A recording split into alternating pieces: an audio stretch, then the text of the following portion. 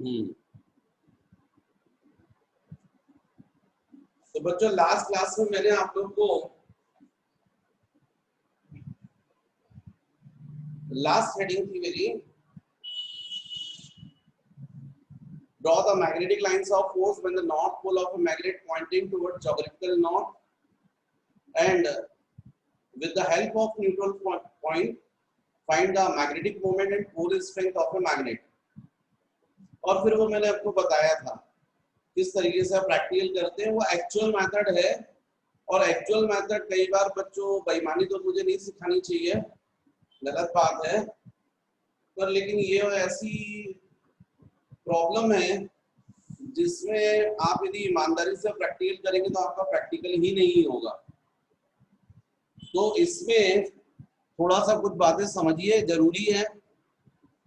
आप तो किस तरीके से करें और क्या गलतियां होती है वो आपको पता होना चाहिए, क्योंकि वो सब न्यूमेरिकल्स में भी यूज होना है आपको, और वो सब ऑब्जेक्टिव टाइप क्वेश्चंस भी बनते हैं।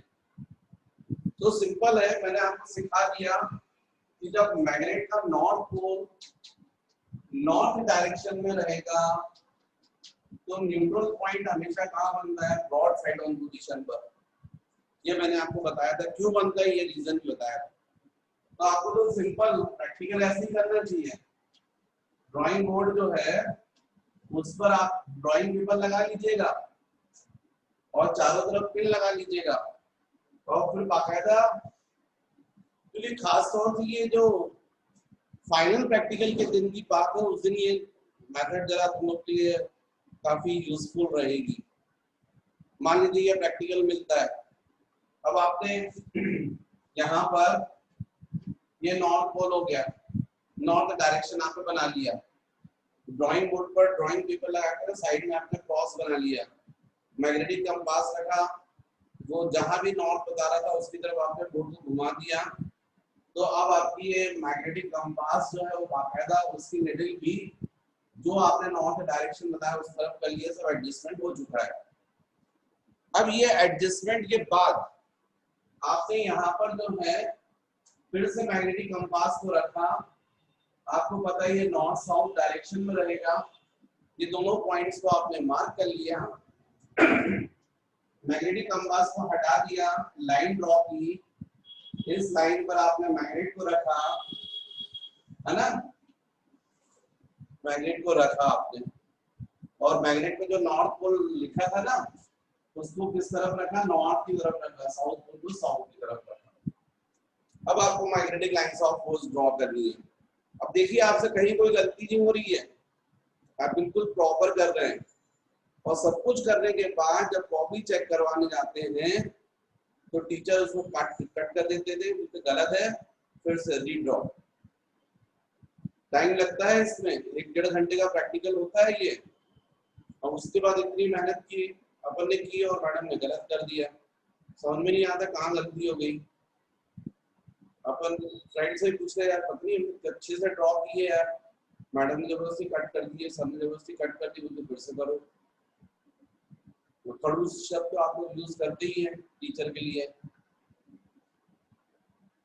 आप लोग क्या सभी लोग करते थे, हम लोग भी करते थे। तो बात में जब समझ आई तब समझ में आया कि पेरेंट्स का मतलब क्या होता है और टीचर का मतलब क्या होता है। जब तक अकल नहीं रहती तो ऐसे ही करते हैं, जब अकल आती तब समझ में आता है कि एक्चुअली में हम लोग क्या कितने गलत थे।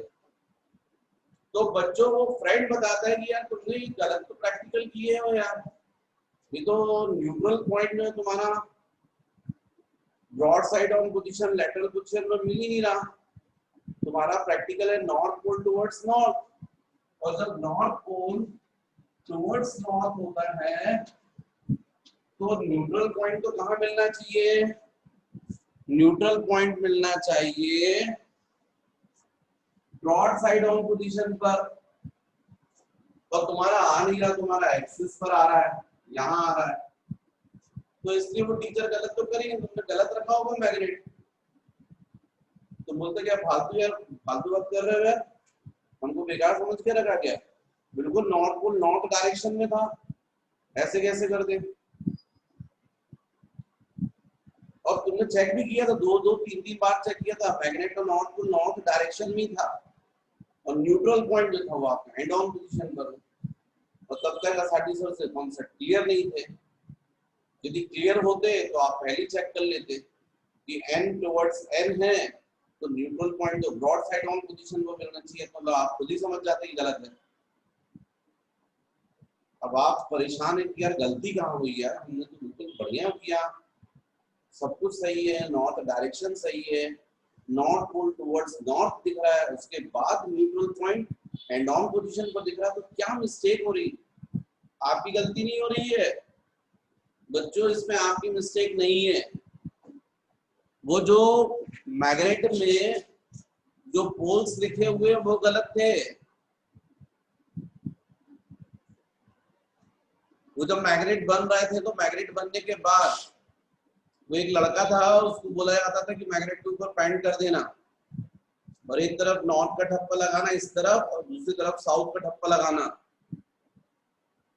जब वो ठप्पा लगाने की बात आई नॉर्थ का, उसी टाइम पर मोबाइल आ गया, उसको बात करने लग गया, मैग्नेट घुमा के रख दिया, ठप्पा गलत लग गया। जिस तरफ नॉर्थ लिखना था उस तरफ साउथ लिख गया, जिस तरफ साउथ लिखना था वहां नॉर्थ लिख गया, और किस्मत से बदकिस्मती से वो मैग्नेट तुम्हारे पास आ गया, मार्केट से होते हुए तुम्हारे पास आ गया। अब तुम्हारी कोई गलती नहीं है, तुमको जो दिख रहा था वो तुमने रखा नॉर्थ पोल को नॉर्थ डायरेक्शन में, और उसको रख के तुमने प्रैक्टिकल किया। न्यूट्रल पॉइंट तुम्हारे एंड ऑन पोजीशन में नो डाउट आएंगे, पर चूंकि प्रैक्टिकल गलत कर रहे हैं उसके नंबर भी आपको 0 मिलेंगे। तो फिर क्या करना चाहिए? किसी दूसरे की गलती को हम क्यों भुगते हैं? तो इससे पहले ही चेक कर लो। आप magnetic lines of force draw करने से पहले चेक करो कि आप प्रॉपर सब कुछ है कि नहीं।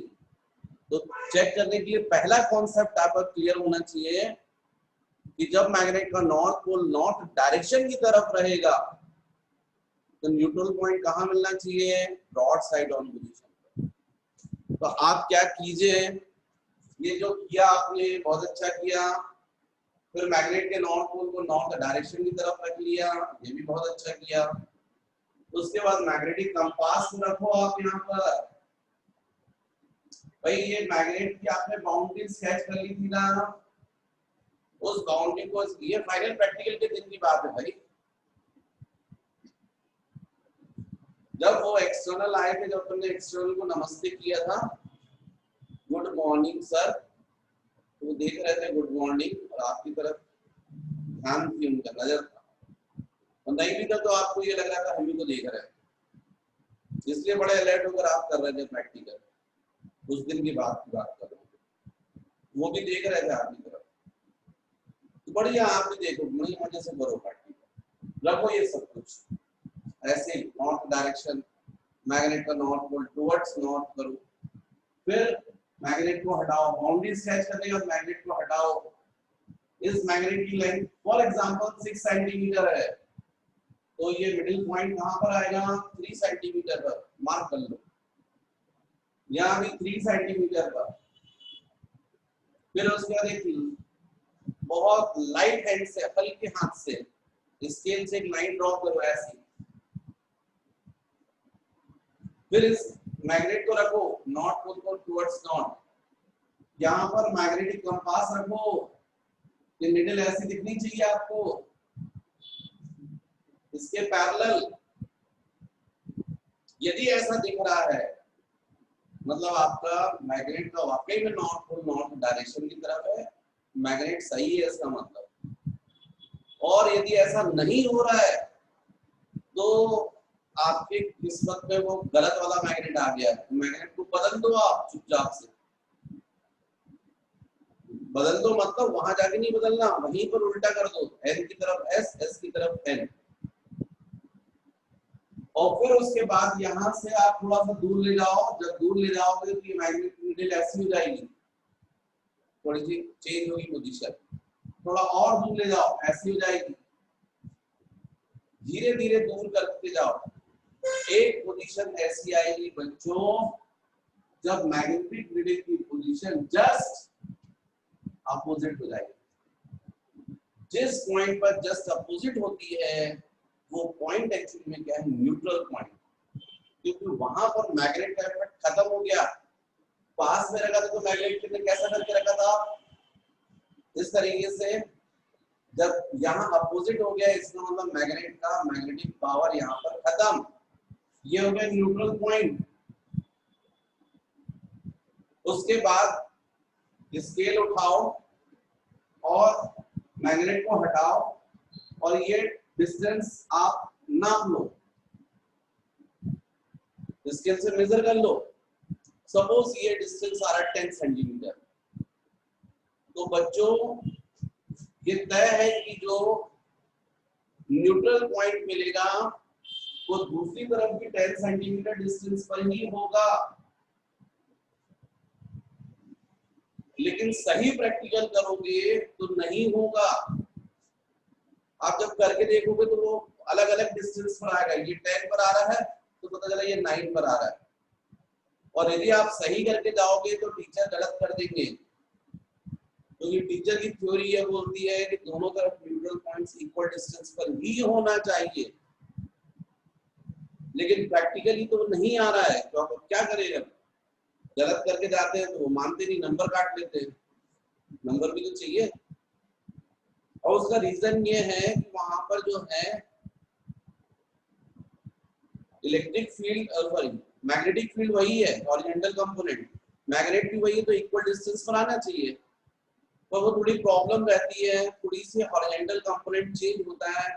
मैग्नेट की एक्चुअली में पोल्स जो रहते हैं वो भी बिल्कुल एग्जैक्ट ऐसे नहीं रहते हैं कि नॉर्थ यहाँ रहेगा और साउथ यहाँ रहेगा। कई बार ये पोल की पोजीशन ये रहती है ऐसी, नॉर्थ यहाँ रहता है, साउथ यहाँ रहता है, तो ये ऐसा रहता है। मैग्नेटिक एक्सिस ऐसी हो जाती है, उसकी वजह से ये इक्वल डिस्टेंस पर नहीं मिलते हैं। एक साइड पर 10 पर मिलेगा तो दूसरी साइड 9 पर मिलेगा। और यदि आप 10 और 9 करके जाएंगे तो आपको नंबर नहीं मिलेंगे। तो अब क्या करें भाई, तो फिर ऐसे ही करो और क्या, एक तरफ का कर लो 10 कर लो, दूसरी तरफ कुछ मत करो, केवल मार्क कर लो। ठीक। अब उसके बाद एक और समस्या है कि वो बोलते हैं मैग्नेटिक लाइंस ऑफ फोर्स जो है वो इंटरसेक्ट नहीं होना चाहिए। तो करेगी इंटरसेक्ट, एक्चुअल में आप करोगे तो करेगी इंटरसेक्ट। अब नहीं करेगी, अब अपन ईमानदारी से प्रैक्टिकल कर रहे हैं, इसलिए अब नहीं करेगी।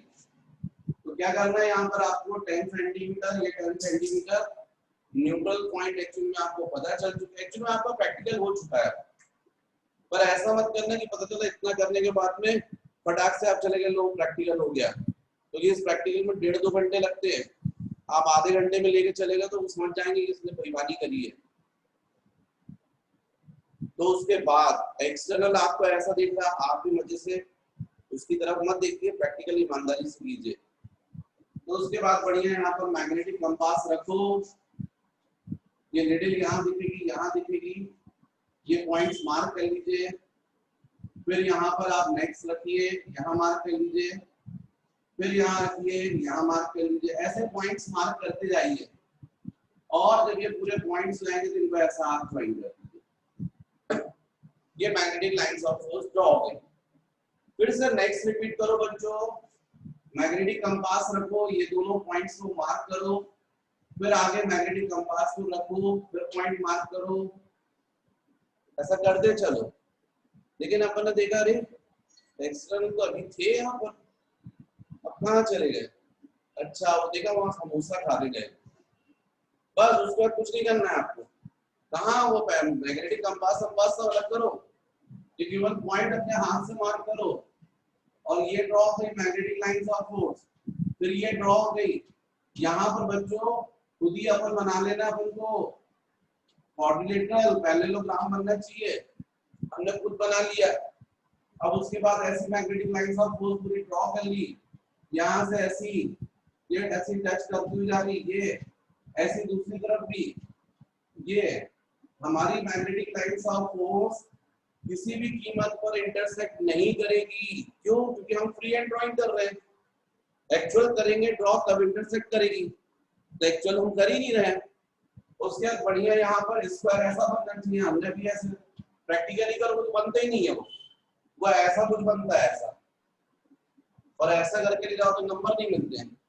पर अब हमारे को पूरे नंबर मिलेंगे, बहुत सुंदर दिखेगी मैग्नेटिक लाइंस ऑफ फोर्स, क्योंकि हमने यहाँ भी ऐसा कर लिया, यहाँ भी ऐसा कर लिया, यहाँ पर ऐसा जा रही है, ऐसी जा रही है, ऐसी, बहुत सुंदर मैग्नेटिक लाइंस ऑफ फोर्स। और फिर जैसे अपन ने देखा कि अपना सब कुछ कंप्लीट हो गया है, इतने में वो आ गए, अपना बोर्ड उठाओ, उसको घुमा दो थोड़ा सा इधर उधर, थोड़ी सी लोकेशन चेंज कर दो इधर उधर, और उसके बाद आराम से पेंसिल से ज्वाइन करते रहो, प्रैक्टिकल करते रहो, थोड़ा टाइम दो उधर। यदि बाय द वे वो आ गए, बोले क्या कर रहे हो, मैग्नेटिक लाइंस ऑफ फोर्स, उन्होंने बोला न्यूट्रल पॉइंट की पोजीशन बताओ कहां पर बनी। सर अभी नहीं हो पाएगी अब तो। क्यों सर, जो पोजीशन थी हमारी चेंज हो गई है, हम पहले जो प्रैक्टिकल कर रहे थे उस पोजीशन में न्यूट्रल पॉइंट हमको ये मिले थे, लेकिन सर प्रैक्टिकल हो गया तो हमने अपना बोर्ड घुमा दिया, तो घुमा दिया तो न्यूट्रल पॉइंट तो सर नहीं मिलेगा वहां पर। तो वो आपके इतने बोलने से समझ जाएंगे कि इस बच्चे कॉन्सेप्ट्स क्लियर हैं। हालांकि टीचर जो होते हैं वो बहुत फेस रीडिंग बहुत तेज होती है, तो बदमाशी भी पकड़ लेते हैं, लेकिन उनके पास कोई ऑप्शन नहीं, बोल नहीं पाएंगे। तो ये समझ जाएंगे कि बच्चा तेज है, इसके पूरे कॉन्सेप्ट क्लियर है और इसने बदमाशी पूरी समझ के की है, तो पकड़ भी नहीं पाएंगे वो। क्योंकि आपने बोला पोजीशन चेंज हो गई सर, न्यूट्रल पॉइंट अब चेक नहीं हो सकता, तो वो भी कुछ नहीं कर सकते अब, क्योंकि वाकई में पोजीशन चेंज होने से न्यूट्रल पॉइंट की पोजीशन चेक हो जाए, कर ही नहीं सकते वहां पर। वो भी हो सकता है आपसे कुछ वाइवा के क्वेश्चंस करें और फिर आगे चले जाए, तब तक आपका प्रैक्टिकल तो हो गया। और मैग्नेटिक लाइंस ऑफ फोर्स देखे तो वो भी बहुत खुश हो जाएंगे, आंखें ऐसी फटी रह जाएंगी बिल्कुल, अरे वाह क्या ड्रॉप किया भाई, बिल्कुल कहीं भी इंटरसेक्ट नहीं कर रही है, कहां से करेगी, हमने फ्री हैंड ड्राइंग की है, कट कर रही थी तो हमने कट होने नहीं दी। तो बच्चों बस वो इसके पूरे मार्क्स आपको मिल जाएंगे। अब रहा सवाल कैलकुलेशन का, तो ये इस पॉइंट पर क्या होगा, न्यूट्रल पॉइंट पर Vy = h, जो कैलकुलेशन आपने लास्ट क्लास में किया, बिल्कुल सेम ऐसा ही प्रैक्टिकल हमको करना है। जब n टुवर्ड्स s होगा, जब मैग्नेट के नॉर्थ पोल किस तरफ होगा, टुवर्ड्स साउथ, मैग्नेट का नॉर्थ पोल किस तरफ होगा, टुवर्ड्स साउथ। और जब नॉर्थ टुवर्ड्स साउथ होता है तो न्यूट्रल पॉइंट हमेशा लॉन्गिट्यूडनल पोजीशन में मिलता है, एंड ऑन पोजीशन में। जब एंड टुवर्ड्स एस तो न्यूट्रल पॉइंट कहां मिलता है बच्चों, एंड ऑन पोजीशन में, एंड ऑन पोजीशन। रट लो इसको, ये क्वेश्चन बनते हैं ऑब्जेक्टिव टाइप, आपसे क्वेश्चन में पूछेंगे if the north pole of a magnet pointing toward geographical south then the position of neutral point, तो इसका करेक्ट आंसर होगा ऑन एंड ऑन पोजीशन या फिर ऑन लॉन्गिट्यूडनल पोजीशन। ऐसा क्यों होगा, वो रीजन सेम है, क्योंकि जब ये आपका नॉर्थ, ये साउथ, और आपका जो मैग्नेट है उसका साउथ पोल किस तरफ होगा, टुवर्ड्स नॉर्थ, नॉर्थ पोल किस तरफ होगा, टुवर्ड्स साउथ। अब आपका मैग्नेट का नॉर्थ पोल किस तरफ रखना है, टुवर्ड्स ज्योग्राफिकल साउथ, मतलब आप ऐसा रखेंगे north pole towards geographical south, मतलब मैग्नेट का साउथ पोल किस तरफ होगा, टुवर्ड्स नॉर्थ। ये एक्सिस, यहाँ पर ये यूनिट नॉर्थ पोल, हमारे मैग्नेट का साउथ पोल क्या करेगा, रिपेल, और अर्थ के मैग्नेट का साउथ पोल भी क्या करेगा, रिपेल। दोनों का रिपल्सिव फोर्स एक दूसरे के अपोजिट डायरेक्शन में हो सकता है, एक दूसरे को क्या कर देगा, किसी पॉइंट पर कैंसिल करेगा। जिस पॉइंट पर भी कैंसिल करेगा उस पॉइंट पर क्या बनेगा, न्यूट्रल पॉइंट, और न्यूट्रल पॉइंट पर क्या पोजीशन बनेगी, न्यूट्रल पॉइंट Bx = h, क्या हो जाएगा, Bx = h। ये Bx क्या है, मान लीजिए न्यूट्रल पॉइंट कहां मिल रहा है, मैग्नेट के सेंटर से r डिस्टेंस पर, जिसको आप स्केल से मेजर कर सकते हो। Bx की वैल्यू कितनी होती है बच्चों, μ0/4 पाई into 2 and d upon, sorry हाँ ठीक है, d square minus l square to whole square is equal to of h। ये था आपका formula mu 0/4 pi 2 and d upon d square minus l square to whole square is equal to of h। इस particular place पर horizontal component की value कितनी होगी ये आप टीचर से पूछ सकते हैं h की वैल्यू। और आप 2l effective length is equal to 5/6 times of geometrical length. Magnet की लेंथ को मेजर कर लीजिए, ज्योमेट्रिकल लेंथ को रखकर 2l की वैल्यू, इससे l निकल आएगा 5/12 टाइम्स ऑफ ज्योमेट्रिकल लेंथ, ये l आ जाएगा। What is the distance of neutral point from centre of magnet, जिसको आप मेजर कर सकते हैं। इन वैल्यूज को रखोगे बच्चों तो आप इजीली कैपिटल M निकाल सकते हैं। यहाँ 0/4 पाई मतलब 10⁻⁻7, ये हो जाएगा 2 d upon d square minus l square to whole square is equal to h। Cross multiply कर देंगे तो m इज इक्वल टू 10⁻7 और ये रहेगा h into d square minus l square to whole square upon 2d।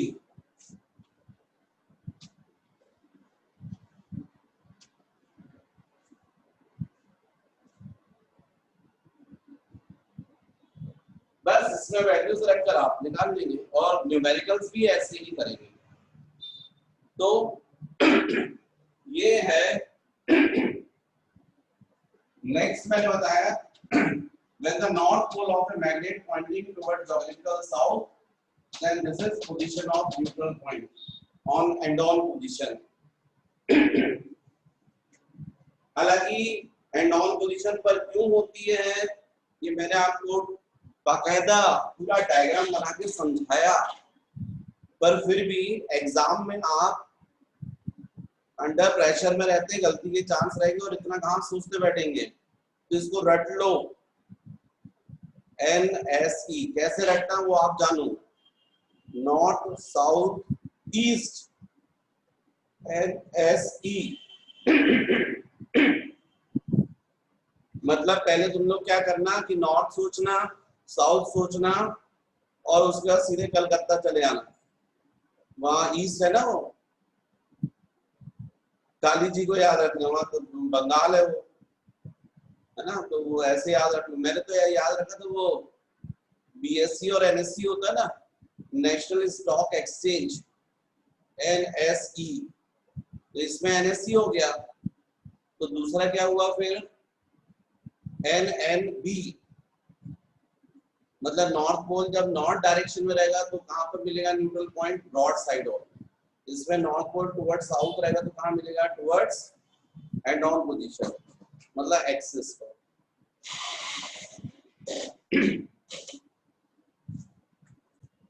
तो बच्चों सबसे पहले तो ये बात समझ लो कि जो तुम लोग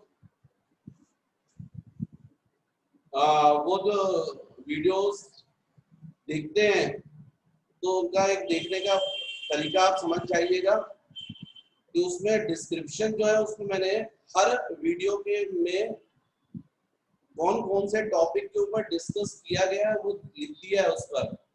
तो आपको एक बेनिफिट ये भी मिल जाएगा कि कभी एग्जाम से जस्ट पहले आपको लगा कि यार हमको वाइब्रेशन मैग्नेटोमीटर जो है वो समझना है, तो वो आपको तुरंत समझ में आ जाएगा। तो आप इसकी हेल्प से बच्चों किसी भी आर्टिकल को आपको बस ये है कि पहले स्टडी किया होना चाहिए, तब जाकर आपको ये चीज समझ में आएगी। यार एक सेकंड जरा सा, तो बच्चों वो मैंने तुम लोग को बताया कि मैंने सारे वीडियोस में डिस्क्रिप्शंस में आर्टिकल्स डाल दिए हैं, उससे काफी आप लोगों को हेल्प मिलेगी जिस टॉपिक को आपको देखना है। और जो भी बच्चे हैं बहुत बढ़िया है, आप लोग वीडियो देखते हैं, कुछ फायदा उठाते हैं और बदले में मुझे भी बहुत अप्रिशिएट करते हैं, लाइक देते हैं, कमेंट्स देते हैं, उसके लिए मैं भी आप लोगों को थैंक्स बोल देता हूँ। और नहीं देते हैं तो आप समझ जाइए कि मैं आपको सफाई कर रहा हूँ, मतलब आप बेईमान हैं। चलिए वाइब्रेशन मैग्नेटोमीटर, ये जो डिवाइस है बच्चों, इसकी हेल्प से अपन किन्हीं की टू मैग्नेट्स के जो मैग्नेटिक मोमेंट है उनको अपन कंपेयर कर सकते हैं। मैग्नेटिक मोमेंट से ये कंपेयर होता है कि कौन सा मैग्नेट ज्यादा पावरफुल है, कितना पावरफुल है, तो हम मैग्नेटिक मोमेंट को कंपेयर कर सकते हैं। साथ ही साथ पर अर्थ पर, क्योंकि अर्थ पर डिफरेंट डिफरेंट प्लेसेस पर हॉरिजॉन्टल कंपोनेंट और वर्टिकल कंपोनेंट की वैल्यू डिफरेंट डिफरेंट है। भाई आपको मालूम था इक्वेटर पर मैंने समझाया था हॉरिजॉन्टल कंपोनेंट की वैल्यू कैसी होती है, मैक्सिमम होती है, जबकि वही अपन पोल्स की तरफ जाते हैं तो हॉरिजॉन्टल कंपोनेंट की वैल्यू कम होती आती है, और पोल्स पर जाकर तो हॉरिजॉन्टल कंपोनेंट टोटल जीरो हो जाता है, पूरा वर्टिकल कंपोनेंट हो जाता है।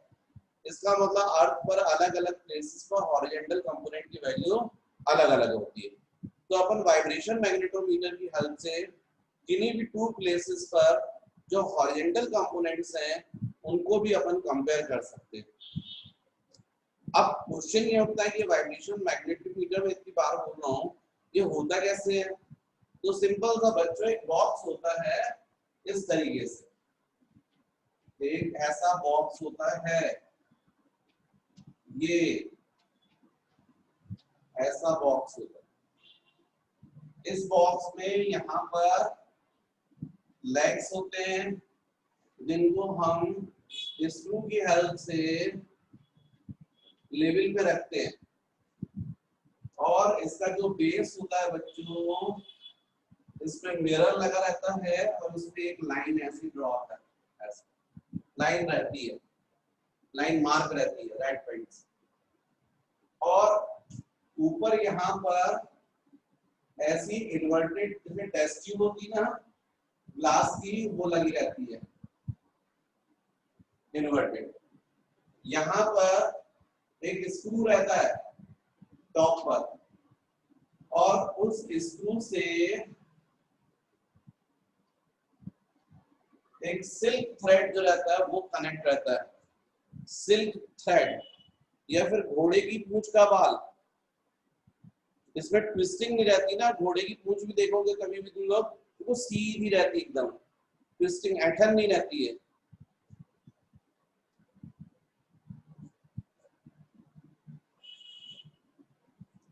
हंस रहे हो तुम लोग, लेकिन मैं मजाक नहीं कर रहा हूँ, सच में ऐसे ही रहता है। सिल्क थ्रेड या फिर मैंने जो बोला बिल्कुल सही बोला, घोड़े की पूंछ का भाग एकदम स्ट्रेट रहता है, फिर ट्विस्टिंग ऐठन नहीं रहती है। और उसके दूसरे एंड पर जो है वो हुक रहता है।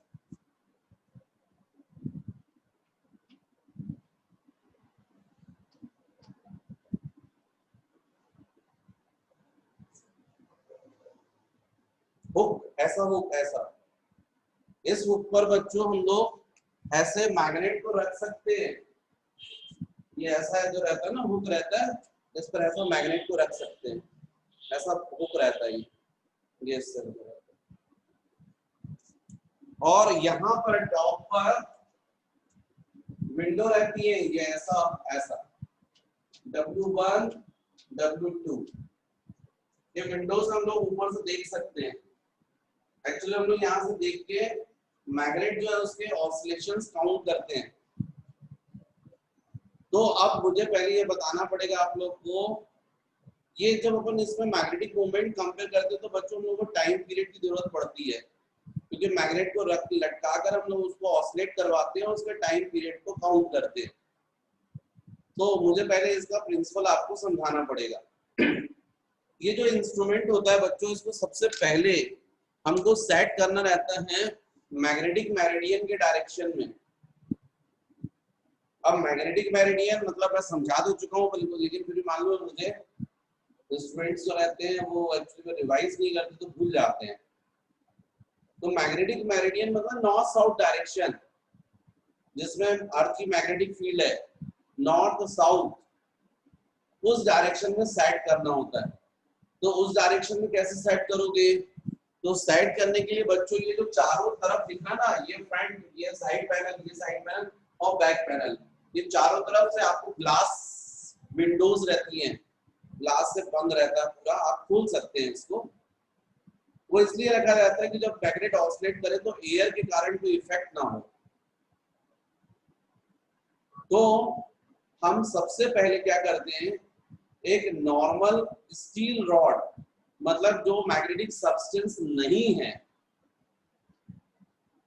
उसको लटका देते, कॉपर रॉड या ब्रास रॉड उसको लेकर यहाँ पर हुक पर लटका देते ऐसा। लेकिन इसको करने से पहले इस इंस्ट्रूमेंट को हम लोग सेट करते हैं मैग्नेटिक मेरिडियन के डायरेक्शन में। अब मैग्नेटिक मेरिडियन के डायरेक्शन में कैसे सेट करोगे, तो पहले ये फ्रंट पैनल जो है उसको ओपन करो और यहाँ पर आप रखो मैग्नेटिक कंपास। और मैग्नेटिक कंपास पे तुमको मालूम है क्रॉस बना रहता है, तो क्रॉस की एक लाइन जो है इस लाइन से कोइंसाइड होनी चाहिए और दूसरी लाइन की परपेंडिकुलर। अब मान लीजिए ये निडल ऐसी शो कर रही है, ऐसा डायरेक्शन बता रही है, इसका मतलब नॉर्थ साउथ डायरेक्शन जो है वो ऐसा कुछ है। तो आप जो है ये पूरा मैग्नेटिक वाइब्रेशन मैग्नेटोमीटर को पकड़ो और रोटेट करो, इतना रोटेट करो कि जो निडल का डायरेक्शन है, मैग्नेटिक कंपास का जो डायरेक्शन है, वही डायरेक्शन किसमें आ जाए, इस लाइन के डायरेक्शन में आ जाए। भाई आपने ये पैनल का फ्रंट पैनल खोला, मैग्नेटिक नीडल को रख दिया अंदर, और जब रखा तो आपको ऊपर से दिखाई दे रहा है कि जो नीडल है वो ऐसा दिख रहा है, ये लाइन ऐसी है, ये जो लाइन दिख रही है ना, ये लाइन एल एल, ये है लाइन एल, और जो मैग्नेटिक कंपास उसका क्रॉस ऐसे, और नीडल इस डायरेक्शन में दिख रही थी, ऐसी दिख रही थी आपको। तो जिस डायरेक्शन में निडल, आप इसको रोटेट कीजिए, वाइब्रेशन मैग्नेटोमीटर को रोटेट कीजिए, इतना रोटेट कीजिए कि ये जो आपकी लाइन है वो भी निडल के डायरेक्शन में आ जाए। तो जब रोटेट कर दोगे तो उस वक्त ऐसी पोजीशन बनेगी कि निडल जो है वो भी इस डायरेक्शन में रहेगी। निडल का डायरेक्शन, लाइन का डायरेक्शन, मैग्नेटिक कंपास में जो आपने क्रॉस बना है उसमें से एक लाइन का डायरेक्शन, ये तीनों चीजें एक लाइन में। जिस वक्त ये ऐसा होगा उस वक्त आपका वाइब्रेशन मैग्नेटोमीटर पूरा सेट हो चुका होगा मैग्नेटिक मेरिडियन के डायरेक्शन में, नॉर्थ साउथ डायरेक्शन में। जब ये सेट हो जाएगा बच्चों, तो इस फ्रंट पैनल को ओपन करके इसमें कॉपर रॉड, जैसे मैग्नेट होता है ना आप लोग को लैब में मिलता है छोटा मैग्नेट, वैसे कॉपर रॉड होती है, वो मिलती है, उसको लेकर हुक पर रख दो, सामने की विंडो को बंद कर दो, ये जो पैनल है इसको बंद कर दो। स्वाभाविक है कि वो जो कॉपर रॉड आपने डाली है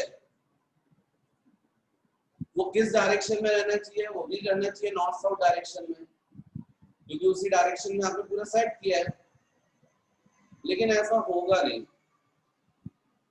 आप कभी देखना एक हैवी स्टोन को, पत्थर को धागे से बांधना और बांधने के बाद में एक एंड पर पकड़ना और दूसरे एंड को छोड़ देना, तो जो स्टोन है वो आपको धीरे धीरे देखने मिलेगा, अपने आप रोटेट होगा, थोड़ा सा रोटेट होगा फिर जाकर रुकेगा।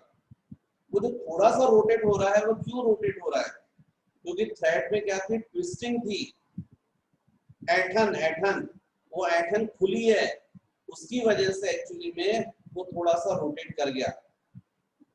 क्योंकि जो ट्विस्टिंग होती है वो उस स्टोन के ऊपर क्या लगाएगा, ट्विस्टिंग डबल मोमेंट, और उसको रोटेट कर देगा, थोड़ा सा रोटेट करके फिर रुक जाएगा। जब पूरी ट्विस्टिंग ओपन हो जाएगी, ऐठन खुल जाएगी तो रुक जाएगा। तो ऐसा ही यहाँ भी होगा। ये जो आपने कॉपर रॉड यहाँ पे लगाई थी और ये नॉर्थ साउथ डायरेक्शन था, तो आपको देखने मिलेगा, आपने जब इसको रख दिया ऊपर और जैसे पहले लगा दिया तो पता लगे कॉपर रॉड खुद ब खुद थोड़ा सा घूम गई, खुद ब खुद थोड़ा सा अपने डायरेक्शन में जो था, अपने डायरेक्शन से थोड़ा सा घूम गई। ये बिल्कुल ऐसे ना होकर थोड़ी सी ऐसी हो गई कुछ। तो ये जो ऊपर वाला जो स्क्रू आपको दिख रहा है ना, इस स्क्रू को पकड़िए और रोटेट कीजिए। इसको रोटेट करने से ये भी रोटेट होगा, इतना रोटेट कीजिए कि जो कॉपर रॉड है वो भी लाइन में आ जाए, इस लाइन में आ जाए। मतलब जब ये सेट हो जाएगा तो ये ऐसा रहेगा, कॉपर रॉड जो नीचे मैग्नेटिक कंपास रखा था उसको आप हटा लीजिएगा, अब ये तीनों चीजें सेट हैं, पूरा वाइब्रेशन मैग्नेटोमीटर मैग्नेटिक मेरिडियन के डायरेक्शन में, ये लाइन जो आपको दिख रही थी ये भी मैग्नेटिक मेरिडियन के डायरेक्शन में, और जो आपने कॉपर रॉड टांगी है वो भी मैग्नेटिक मेरिडियन के डायरेक्शन में है। मैग्नेटिक मेरिडियन मतलब नॉर्थ साउथ। अब ये आपका वाइब्रेशन मैग्नेटोमीटर रेडी हो गया है प्रैक्टिकल के लिए। अब आप चाहें तो इस कॉपर रॉड को हटा दीजिए और उसकी जगह पर किसी मैग्नेट को रख दीजिए ऊपर। अब आप यदि मैग्नेट को यदि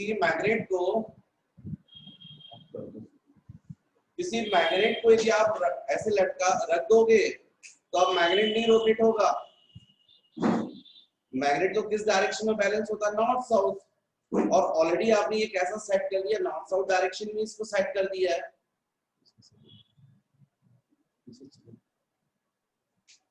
ये आपका मैग्नेट किस डायरेक्शन में रहेगा, नॉर्थ साउथ डायरेक्शन में रहेगा, क्योंकि उसी डायरेक्शन में आपका पूरा डिवाइस सेट है।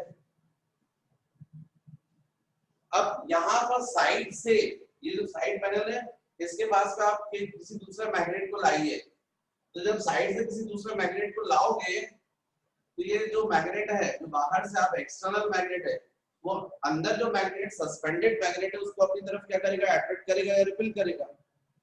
मतलब ये जो लटका हुआ मैग्नेट था ये बाहर से जो आपने मैग्नेट लाया उसके कारण अट्रैक्ट होगा या रिपेल होगा, दोनों में से कोई एक चीज होगी, पोल के अकॉर्डिंग होगी।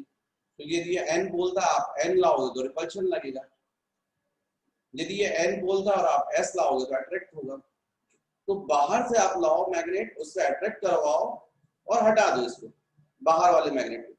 जैसे ही आप इसको हटा दोगे तो आपको प्रैक्टिकली देखने मिलेगा ये मैग्नेट जो था, जो थोड़ा सा डिफ्लेक्ट हो गया था, ये तुरंत आना चाहेगा नॉर्थ साउथ डायरेक्शन में, मैग्नेटिक फील्ड के डायरेक्शन में, अर्थ की मैग्नेटिक फील्ड के डायरेक्शन में, क्योंकि मैग्नेट तो हमेशा किस डायरेक्शन में रहता है, नॉर्थ साउथ। लेकिन रुक नहीं पाएगा बच्चों, इनर्शिया की वजह से, मोमेंट ऑफ इनर्शिया की वजह से किस साइड चला जाएगा, दूसरी तरफ। और जैसे दूसरी तरफ जाएगा तो फिर से उसके ऊपर अर्थ की मैग्नेटिक फील्ड क्या लगाएगी, टॉर्क, फिर से रुकने लगेगा और वापस फिर रुककर वापस बैक आएगा, लेकिन फिर रुक नहीं पाएगा बीच में, फिर मोमेंट ऑफ इनर्शिया के कारण दूसरी तरफ। तो कुल मिलाकर ये जो मैग्नेट था, सस्पेंडेड मैग्नेट, ये अपनी मैग्नेटिक मेरिडियन के डायरेक्शन से इस तरीके से ऑसिलेट करेगा, अपनी मीन पोजीशंस के अबाउट क्या करेगा, ऑसिलेट करेगा। ये जो मैग्नेट हमने लगाया हुआ है, ये मैग्नेट, ये नॉर्थ साउथ डायरेक्शन था, मैग्नेटिक मेरिडियन था, इसके दोनों साइड पर ऐसा और फिर ऐसा ऐसा ऐसा ऐसा ऑसिलेट करेगा। ये जो आपका इस साइड वो जब वो रुक रहा है, मेन पोजीशन के दूसरी तरफ जाकर जब रुक रहा है, तो जब रुक रहा है तो उसको अपन बोलेंगे इक्विलिब्रियम पोजीशन। तो इक्विलिब्रियम पोजीशन में इसका मतलब दो टॉर्क लग रहे हैं, एक टॉर्क वो लग रहा है जो उसको डिफ्लेक्ट कर रहा था और एक वो लग रहा है जो उसको रोक रहा है, उसको बोलते हैं रीस्टोरिंग कपल मोमेंट। एक को बोलते हैं डिफ्लेक्टिंग कपल मोमेंट, एक को बोलते हैं restoring couple moment. Equilibrium position में ये दोनों इक्वल हो जाते हैं और जस्ट एक दूसरे के अपोजिट डायरेक्शन में होते हैं।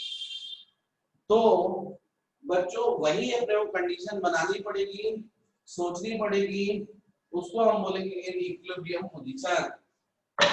तो हम लोग लिख सकते हैं यहाँ पर इन इक्विलिब्रियम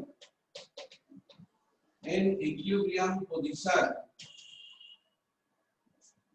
क्या बोलेंगे हम, restoring couple moment is equal to deflecting couple moment, deflecting couple moment is equal to restoring couple moment. देखो हो क्या रहा है, मैग्नेट अपनी मेन पोजीशंस के अबाउट दोनों तरफ क्या कर रहा है, एक्चुअली में सही मायने में रोटेशनल मोशन कर रहा है। और रोटेशनल मोशन के लिए क्या जरूरी होता है, टॉर्क, या उसी को अपन बोलते हैं मोमेंट ऑफ कपल। तो एक मोमेंट ऑफ कपल वो है जो उसको डिफ्लेक्ट कर रहा है, और एक वो है जो उसको रोक रहा है। तो जिस वक्त वो रुकता है उस वक्त डेफिनेटली ये दोनों कपल मोमेंट इक्वल हो जाते हैं और एक दूसरे के जस्ट अपोजिट डायरेक्शन में। अपोजिट डायरेक्शन का मतलब माइनस। तो डिफ्लेक्टिंग कपल मोमेंट कितना होगा बच्चों? तो ये लास्ट ईयर आपका था रोटेशनल मोशन में, उसको बोलते हैं टॉर्क। जैसे फोर्स होता है ना बच्चों, मास इनटू एक्सेलरेशन। फोर्स क्या होता है? फोर्स होता है मास इनटू एक्सेलरेशन। फोर्स लगाते हो तो बॉडी एक प्लेस से दूसरे प्लेस पे चली जाती है, और टॉर्क लगाते हो तो रोटेट कर जाती है। तो फोर्स होता है ट्रांसलेटरी मोशन में, रोटेशन मोशन में होता है टॉर्क। यहाँ मास होता है, यहाँ मोमेंट ऑफ इनर्शिया होता है, यहाँ लीनियर एक्सेलरेशन होता है या एंगुलर एक्सेलरेशन। तो ये जो डिफ्लेक्टिंग कपल मोमेंट है इसकी वैल्यू होगी I into alpha, torque I into alpha. I मतलब मोमेंट ऑफ इनर्शिया और अल्फा मतलब angular acceleration. Restoring couple moment जो रोक रहा है, रोकने वाला क्या है? अर्थ की मैग्नेटिक फील्ड। क्योंकि एक्चुअली में ये जो था ना अपन ने मैग्नेटिक मेरिडियन बोला है नॉर्थ साउथ डायरेक्शन में, और प्रैक्टिकल अपन हॉरिजॉन्टल उसमें कर रहा है पोजीशन में। तो मैग्नेट के ऊपर कौन सा कंपोनेंट वर्क कर रहा है? Horizontal component of earth magnetic field. और फील्ड के डायरेक्शन से थीटा एंगल बनाकर वो रुक रहा है। भाई ऐसा रुका मैग्नेट एंगल बनाकर, क्यों रुका? क्योंकि अर्थ की मैग्नेटिक फील्ड ने क्या किया होगा, इसके ऊपर फोर्स लगाया हुआ है, ऐसा और ऐसा, और इनकी वजह से क्या लग गया होगा? टॉर्क। ये टॉर्क कितना होता है? तो आप लोगों ने फॉर्मूला देखा है, tau is equal to M B sine theta. यहां पर हो जाएगा M into H into sine theta, M into H into sine theta. क्योंकि मैग्नेटिक फील्ड यहाँ पर कौन सी है? एच है, एच। और रहा सवाल यहाँ पर ये माइनस लगेगा अपोजिट डायरेक्शन में। लेकिन बच्चों जब अपन ये प्रैक्टिकल करते हैं इससे रिलेटेड, तो एंगल ज्यादा डिफ्लेक्शन नहीं देखना रहता है। जब ये बहुत ज्यादा अपन ने मान लीजिए अट्रैक्ट कर लिया, बहुत ज्यादा डिफ्लेक्ट कर रहा, तो उस वक्त नहीं अपन प्रैक्टिकल करते हैं। प्रैक्टिकल तब करते हैं जब ये एंगल स्मॉल हो जाता है। तो स्मॉल एंगुलर डिस्प्लेसमेंट की कंडीशन में, मतलब if theta is very less, यदि थीटा स्मॉल हो बच्चों, तो sine theta is equal to होता है थीटा। स्मॉल एंगल्स के लिए sine theta is equal to होता है थीटा। तो हम चाहें तो इस स्टेप को लिख सकते हैं I into alpha is equal to minus M into H into theta. अब यहाँ पर alpha is equal to minus M into H upon I into theta. यहां पर ध्यान दो बच्चों, ये अल्फा क्या है? Angular acceleration. थीटा क्या है? एंगुलर डिस्प्लेसमेंट, मीन पोजीशन से जितना भी वो डिस्प्लेस हुआ है, angular displace. What is capital M? Magnetic moment of a magnet. और ये कितना होता है? Small M into 2l। तो मैग्नेट तो लटका है ना, वो पोलर स्ट्रेंथ थोड़ी बदलेगी लटके, तब पोलर स्ट्रेंथ कब बदलती? जब आप मैग्नेट को उसके साथ थोड़ा ताड़ी करेंगे तब। अदरवाइज मैग्नेट की जो अंदर मैग्नेटिक टाइनी मॉलिक्यूलर मैग्नेट जो अरेंज रहते हैं तो अरेंज रहेंगे, पोल स्ट्रेंथ नहीं बदलती। जब पोल स्ट्रेंथ और इफेक्टिव लेंथ दोनों नहीं बदलेगी, मतलब कैपिटल एम कैसा रहेगा? कांस्टेंट। तो कैपिटल एम कांस्टेंट है। जिस जगह पर आप प्रैक्टिकल कर रहे हैं उस जगह पर हॉरिजॉन्टल कंपोनेंट की वैल्यू भी फिक्स होती है। और आई जो होता है बच्चों मोमेंट ऑफ इनर्शिया, किसी भी मैग्नेट के लिए फिक्स होता है। कितना होता है? ये लास्ट ईयर रोटेशनल मोशन में था, और अब मुझे मालूम है आपको नहीं पता, तो मैं बताऊंगा। तो ये भी कांस्टेंट होता है। तो जब ये पूरा कांस्टेंट है और कांस्टेंट क्वांटिटी को आप हटा दोगे तो क्या हो जाएगा, अल्फा ये इक्वल की जगह डायरेक्टली प्रोपोर्शनल माइनस थीटा ऐसा साइन आ जाएगा, क्योंकि ये mh अपॉन आई क्या होता है, कांस्टेंट है ये। मतलब कुल मिलाकर हमने प्रूव कर दिया कि यहाँ पर जो एंगुलर एक्सेलरेशन है ये डायरेक्टली प्रोपोर्शनल हुआ एंगुलर डिस्प्लेसमेंट, लेकिन अपोजिट डायरेक्शन में। और बच्चों ये कंडीशन होती है सिंपल हार्मोनिक मोशन की। लास्ट ईयर था ये 11th में जो आप लोगों ने नहीं पढ़ा था, और करो बेईमानी जो जरूरत पड़ रही है। तो वहां पर सिंपल हार्मोनिक मोशन में आपको कंडीशन थी, 3 कंडीशन थी। The motion oscillation of a body should be on a straight line. The motion of a body, it should be oscillatory. And third, acceleration of a body, it should be directly proportional to displacement but in opposite direction. जब कोई body ये तीनों condition fulfil करती है तो उसको बोलते हैं सिंपल हार्मोनिक मोशन। तो इसका मतलब ये हुआ कि मेरे डिस्कशन में ये प्रूफ हो गया कि यदि ये एंगल स्मॉल है तो ये कंडीशन बन रही है, और यदि ये कंडीशन बन रही है तो इसका मतलब है that is magnet executing simple harmonic motion. Magnet क्या कर रहा है भैया, सिंपल हार्मोनिक मोशन कर रहा है इसका मतलब। और सिंपल हार्मोनिक मोशन में टाइम पीरियड का फॉर्मूला फिक्स होता है।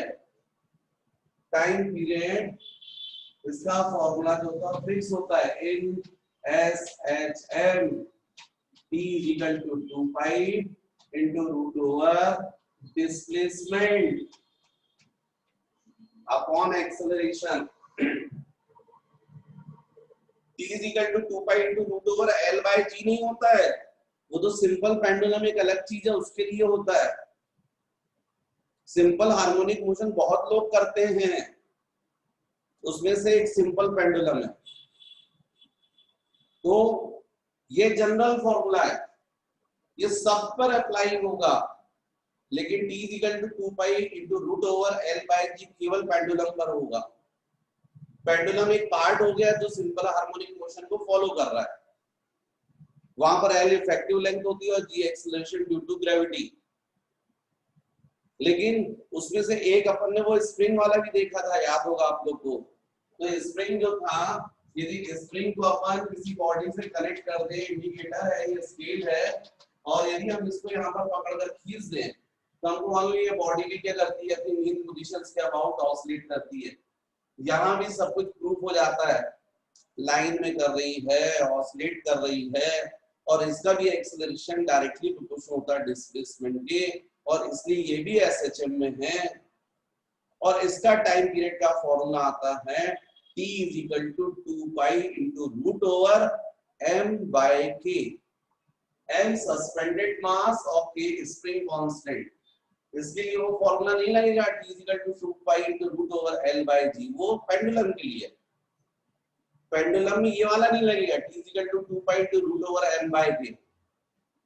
ये स्प्रिंग के लिए लगेगा, L बाय जी पेंडुलम के लिए लगेगा, और यहाँ के लिए भी अपन ड्राइव करने वाले हैं, यहाँ के लिए एक नया आने वाला है। लेकिन इन तीनों का कॉमन फॉर्मूला जो यूज होगा वो जरूरी वाला होगा, general equation T is equal to 2 pi into root over displacement upon acceleration, ये सब में लगेगा क्योंकि ये सिंपल हार्मोनिक मोशन की जनरल कंडीशन है। पर यहाँ पर डिस्प्लेसमेंट नहीं लगेगा, यहां लगेगा एंगुलर डिस्प्लेसमेंट। यहाँ एक्सेलरेशन नहीं होगा, एंगुलर एक्सेलरेशन होगा। तो यहाँ पर t is equal to 2 pi root over क्या होगा, theta upon alpha, theta upon alpha. और यदि हम 1 से थीटा अपॉन अल्फा की वैल्यू निकालें, क्रॉस मल्टीप्लाई कर दीजिए, माइनस साइन को छोड़ दीजिए क्योंकि यहाँ पर आप नेगेटिव वैल्यू नहीं रख सकते, नेगेटिव वाली वैल्यू रखोगे तो टाइम पीरियड जो है वो इमेजिनरी आ जाएगा, क्योंकि नेगेटिव वैल्यू का स्क्वायर रूट यदि लेते हो तो इमेजिनरी होता है, यदि वो इमेजिनरी है तो टाइम इमेजिनरी, टाइम इमेजिनरी मतलब सपनों की बात, सपने जो है वो हकीकत में नहीं होते हैं। तो इसलिए यहां पर जो है आपको नेगेटिव साइन को आपको हटाना पड़ेगा।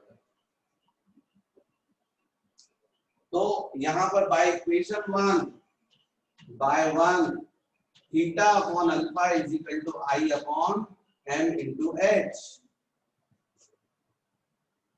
इसको आप यहां रख दीजिए। तो टाइम पीरियड का formula 2 pi into root over I upon M into H.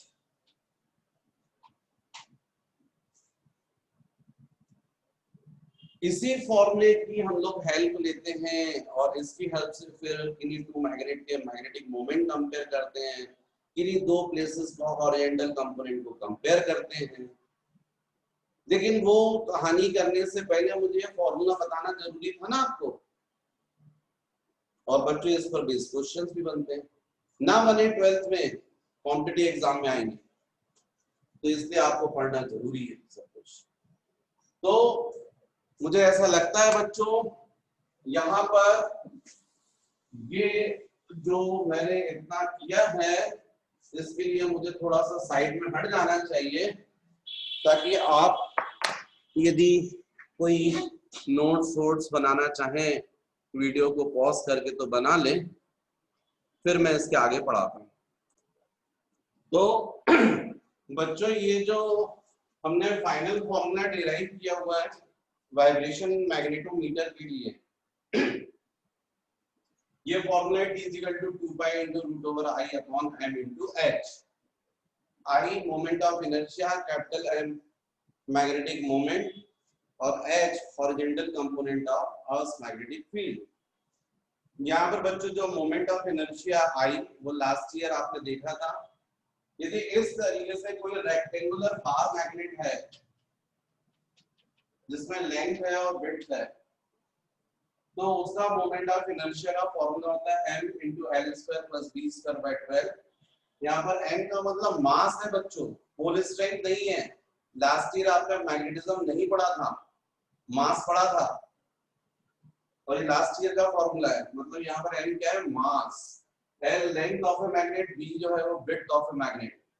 और यहाँ पर सिलिंड्रिकल मैग्नेट भी होते हैं, ऐसे मैग्नेट भी होते हैं।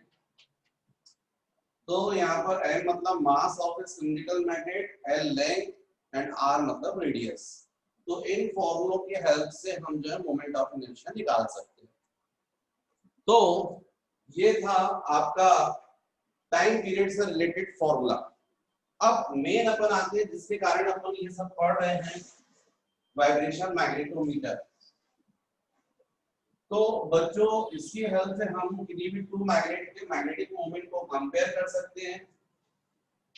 तो नेक्स्ट जो आपकी हेडिंग होनी चाहिए वो आपकी होनी चाहिए comparison of magnetic moments of two magnets by vibration magnetometer, separate magnet method.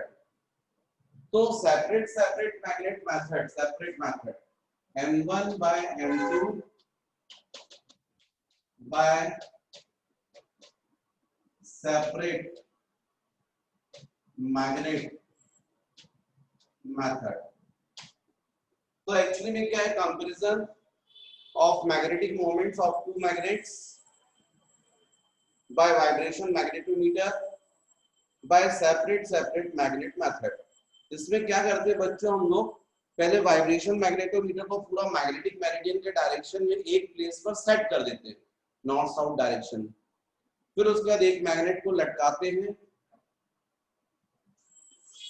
यहाँ पर, और उसके बाद उसको अपनी मीन पोजीशंस के दोनों तरफ ऑसिलेट करवाते हैं। जब वो दोनों तरफ ऑसिलेट करता रहता है तो ऊपर विंडो से हम लोग उसके ऑसिलेशंस काउंट करके उसका टाइम पीरियड निकाल लेते हैं। अभी टाइम पीरियड कैसे निकालते हैं मैं थोड़ी देर में बताता हूँ। तो वो जब वो टाइम पीरियड आ जाएगा फर्स्ट मैग्नेट के लिए, तो उसके बाद उस मैग्नेट को हटा के हम सेकंड मैग्नेट को लटकाते हैं, उसको भी ऑसिलेट करवाते हैं। उसके भी ऑसिलेशंस काउंट करके टाइम पीरियड निकाल लेते हैं। और जब T1 और T2 आ जाता है तो हमारे पास में जो फॉर्मूला आता है उस फॉर्मूले में हम वैल्यू रखकर m1/m2 फाइंड कर सकते हैं। अब थोड़ा सा पेशेंस रखो, आपको समझ में आएगा। जैसे मान लीजिए मैंने बोला फॉर फर्स्ट मैग्नेट, आपने पहले मैग्नेट से प्रैक्टिकल किया तो उसके टाइम पीरियड का फॉर्मूला होगा T1 = 2 पाई into √I1 upon M1 into H। ये फर्स्ट मैग्नेट के लिए। फॉर सेकंड मैग्नेट के लिए बच्चों T2 हो जाएगा time period 2 pi √I2 upon M2 into H।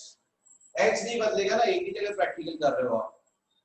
Moment of inertia बदल सकता है क्योंकि दोनों मैग्नेट के हो सकता है मास डिफरेंट हो, लेंथ डिफरेंट हो, ब्रेड्थ डिफरेंट हो, मोमेंट ऑफ इनर्शिया डिफरेंट हो सकता है, दोनों के मैग्नेटिक मोमेंट डिफरेंट है और इसलिए उनका टाइम पीरियड भी डिफरेंट आएगा। अब आपके पास में एक ये है, एक इक्वेशन ये है। यदि मैं आपसे बोलूं कि equation 2 square divided by 1 square ऐसा कर दो तो आप क्या बोलोगे? T2 square upon T1 square is equal to ये जाएगा 4 pi square into I2 upon M2 into H।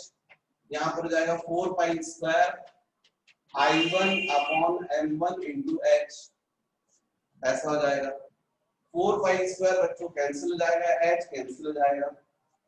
आप ध्यान दें तो M1 न्यूमरेटर पे जाएगा, M1 अपॉन M2।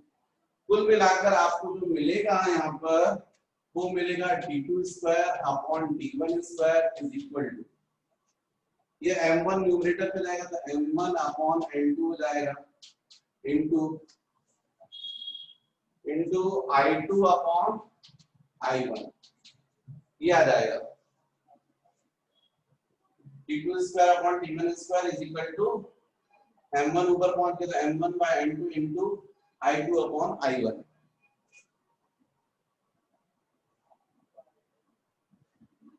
तो अब M1/M2 की वैल्यू अपने को चाहिए तो क्रॉस मल्टीप्लाई कर दो तो ये जाएगा T2 square upon T1 square into I1 upon I2 is equal to M1/M2।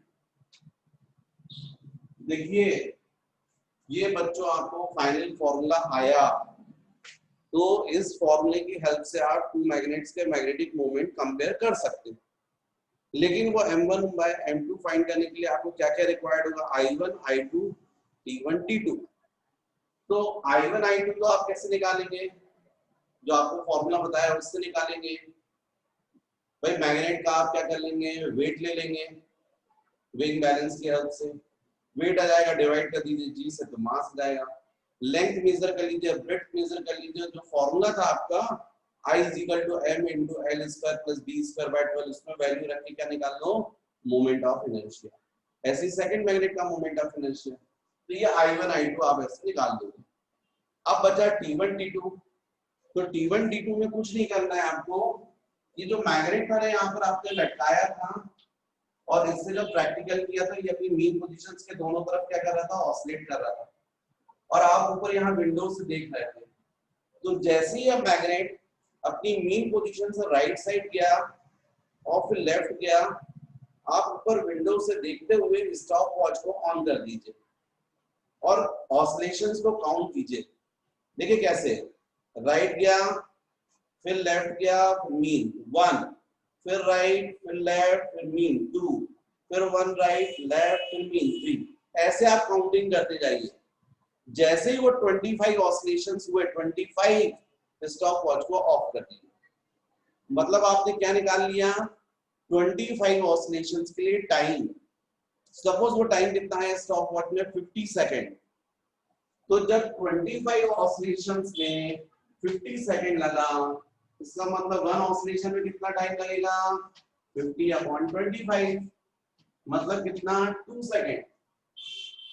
1 oscillation में जो भी टाइम लगता है उसको हम लोग क्या बोलते हैं बच्चों? Time period. तो आपको प्रैक्टिकल करना है पहले एक मैग्नेट से उसके 25 ऑसिलेशंस के लिए स्टॉप वॉच की हेल्प से टाइम पता कर लीजिए, जो भी टोटल टाइम आएगा उसको 25 से डिवाइड कर दीजिए, टाइम पीरियड आ गया। फिर सेकंड मैग्नेट को लटकाइए, उसको ऑसिलेट करवाइए, उसके 25 ऑसिलेशंस का टाइम पता कर लीजिए, जितना टाइम आएगा उसको 25 से डिवाइड कर दीजिए।